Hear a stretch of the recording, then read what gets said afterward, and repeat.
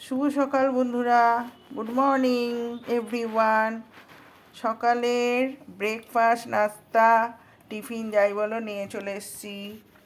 এই যে লুচি, জানো আমি পরোটা খাই না, লুচি আর কুমড়ো আলু কালো জিরে দিয়ে তরকারি। এইটা হচ্ছে আমাদের আজকে সকালের ব্রেকফাস্ট। কেমন লাগলো জানিও। কেমন আছো সবাই? আশা করি ঠাকুরের দয়া ভালো আছো।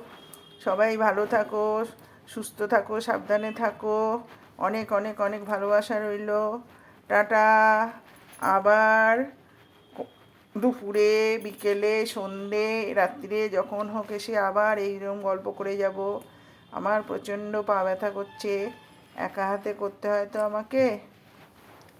চলি এখন। টা টা টা টা টা টা টা টা।